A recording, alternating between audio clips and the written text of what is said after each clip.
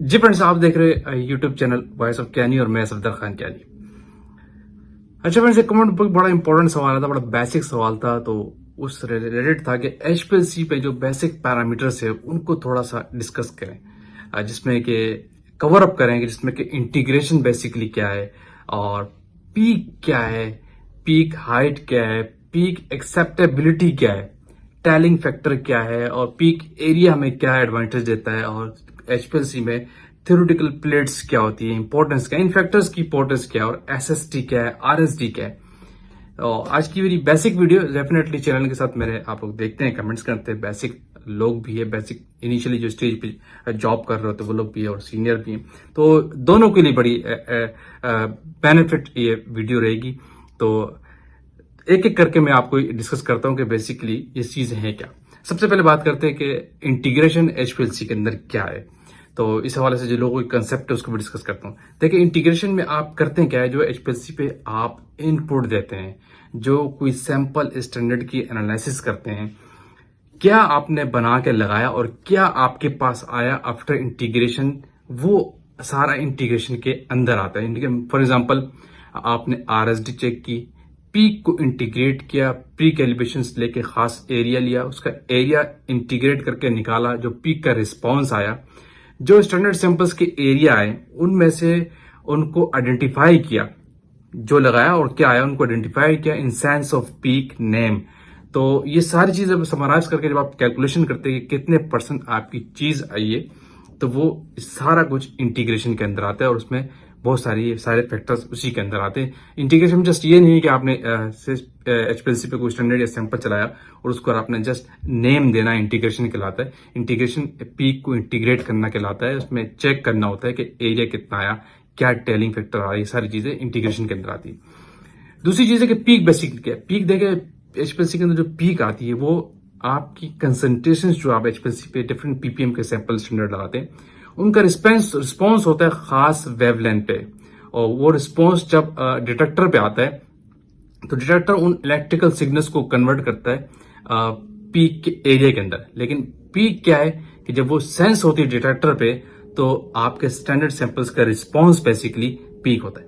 लेकिन दूसरा, जब यही रिस्पॉन्स जब डिटेक्टर कन्वर्ट कर देता है आपके एरियाज में, तो उसको हम पीक एरियाज कहते हैं। जैसे मैंने अभी पहले भी आपको कहा, तो एरियाज की बहुत इंपॉर्टेंस है। सवाल यही था कि पीक एरियाज बेसिकली क्या होते हैं, तो इस एरियाज की बेस पे ही तो आप अपने जो स्टैंडर्ड सैंपल्स लगाने के बाद कैलकुलेशन करते हैं, इन्हीं के कंपैरेटिवली एरियाज की बेस पे आप कैलकुलेशन करके मालूम करते हैं कितने परसेंट आपके रिजल्ट आए। आप इन सेंस ऑफ हाइट भी कैलकुलेट करते हैं, लेकिन हाइट जो है रिकमेंडेड नहीं होती है। रिकमेंडेड जो है ज्यादातर वो पीक एरिया होता है, क्योंकि पीक एरिया नॉर्मली ज्यादा आता है और लेस सेंसिटिव है, जबकि हाइट मोर सेंसिटिव है, इसीलिए उसमें वेरिएशन के चांसेस ज्यादा होते हैं, एरिया में वेरिएशन चांसेस कम होते हैं। इसीलिए रिकमेंडेड और प्रेफरेंस ये होती है कि कैलकुलेशन करें on the basis off peak area. तीसरी बड़ी इंपॉर्टेंट चीज थी कि थ्योरेटिकल प्लेट्स। आप थ्योरेटिकल प्लेट्स का ये रिलेट करती है एचपीएलसी के अंदर, जो आपका एक कॉलम होता है, जो हार्ट ऑफ एचपीएलसी का, जहाँ पे आपकी सेपरेशन होती है, उस कॉलम के अंदर पैकिंग मटेरियल होता है डिफरेंट टाइप्स का। नॉर्मली तो सिलिका होता है, तो उनके एक इमेजिनरी पैकिंग होती है, जो पैकिंग मटेरियल सिलिका का एक इमेजिनरी जोन से पैकिंग के लेयर्स होती हैं, उनको हम थ्योरेटिकल प्लेट्स कहते हैं। ये डिस्टेंस जितना ज्यादा होता है, कम होता है, इसका बहुत बड़ा रोल है आपकी पीक शेप के ऊपर, पीक हाइट पे, पीक के ऊपर। तो इसलिए इसका जितना अच्छा होगा आपकी परफॉर्मेंस उतनी अच्छी होगी। पीक थ्योरेटिकल प्लेट्स आपकी कॉलम की परफॉर्मेंस को शो करता है, बेसिकली कॉलम की एफिशिएंसी को शो करता है। इससे रिलेटेड कुछ प्रैक्टिसेस भी इंडस्ट्री के अंदर, कि जो इनिशियल थ्योरेटिकल प्लेट्स होती है किसी कॉलम की, और आपने कॉलम को कब तक यूज करना है, तो बेस्ट प्रैक्टिस यही कि जब वो हाफ रह जाए आपके theoretical plates initial of the column के, तो आप अपने कॉलम को ऑब्सोलीट कर दें। इससे आपकी परफॉर्मेंस एक्यूरेट वे में चलती रहती है। एक और चीज थी कि टेलिंग फैक्टर क्या। देखिए, जब आपकी पीक आती है, जैसे हाइट आपकी पीक उठती है और ये नीचे जाती है, जो उठने के बाद एंड वाले पॉइंट से कर्व होती है, वो अगर सिमेट्रिकल नहीं है एज कंपेयर टू फ्रंट से, तो फिर वो टेलिंग कहलाती है। जब ज्यादा कर्व हो जाता है तो एक खास टेल कहलाती है, वो पीक की टेलिंग कहलाती है।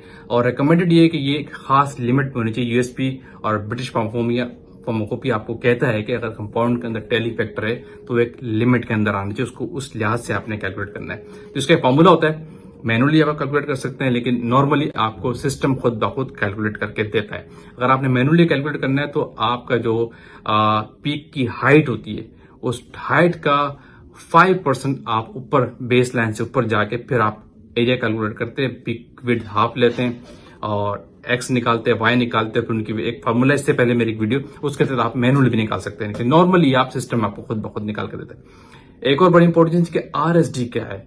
आरएसडी बहुत इंपॉर्टेंट चीज है, रिलेटिव स्टैंडर्ड डिविएशंस कहलाता है। तो ये आप नॉर्मली स्टैंडर्ड के अंदर निकाल रहे हो तो सैंपल की भी खास आरएसडी होती है, लेकिन ज्यादातर जो एचपीएलसी में रिकमेंडेशन है वो आरएसडी आप निकालते हैं स्टैंडर्ड की। स्टैंडर्ड के एक स्टैंडर्ड बनाते हैं और 5 रेप्लिकेट जब आप लगाते हैं तो उनके दरमियान एक डिवीजन आप देखते हैं, क्योंकि एक कॉमन है कि थोड़ा बहुत डिवीजन होता है, तो उस डिवीजन की लिमिट है कि वो डिवीजन जो है 2% से ज्यादा नहीं होना चाहिए। अगर ये 2% से ज्यादा हो तो आप सिस्टम को गो हेड नहीं देते, आपके एचपीएलसी एनालिसिस आगे नहीं जाती। एचपीएलसी ऑपरेशन में सबसे ऑन करने के बाद, स्टैंडर्ड लगाने के बाद सबसे पहला स्टेप होता है आरएसडी को चेक करना, टाइलिंग फैक्टर को चेक करना, उसके बाद आप सिस्टम को गो हेड देते हैं।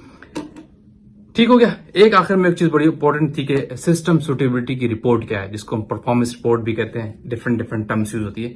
ये बेसिकली जो मैंने इतने पैरामीटर्स आपको बताएं, ये सारे पैरामीटर इसी सिस्टम सुटेबिलिटी की रिपोर्ट के अंडर आते हैं। इसके अंदर आपका टेली फैक्टर भी लिमिट में होना चाहिए, आपकी आरएसडी भी लिमिट में होनी चाहिए, और आपका जो डिफरेंट रेजोल्यूशन भी अगर रिकमेंडेड है तो वो भी लिमिट में आना चाहिए। मेन फोकस सिस्टम सुटेबिलिटी की रिपोर्ट के अंदर आपका आरएसडी का होता है, ये स्टैंडर्ड की निकालते हैं, और जो आरएसडी आपकी 2% से ज्यादा नहीं होनी चाहिए। ये पैरामीटर है बेसिकली सारे जो मैंने पहले आपको गिनवाए, ये सिस्टम सुटेबिलिटी का पैरामीटर है। सिस्टम सुटेबिलिटी रिपोर्ट्स एक परफॉर्मेंस रिपोर्ट होती है आपके सिस्टम की, इसके बाद आप सिस्टम को फर्दर गो हेड देते हैं कि सिस्टम आपका आगे जाएगा या नहीं। तो फ्रेंड्स, ये कुछ बेसिक मैंने चीजें बताई हैं कि जो बेसिक वीडियो है स्पेशली एचपीएलसी के पैरामीटर्स पे जो रिलेट करते हैं सिस्टम सुटेबिलिटी से, और एचपीएलसी ऑपरेशन में ट्रबल शूटिंग का भी पार्ट है। तो इन चीजों को आपका लिमिट में, अलाइनमेंट में होना बहुत जरूरी है।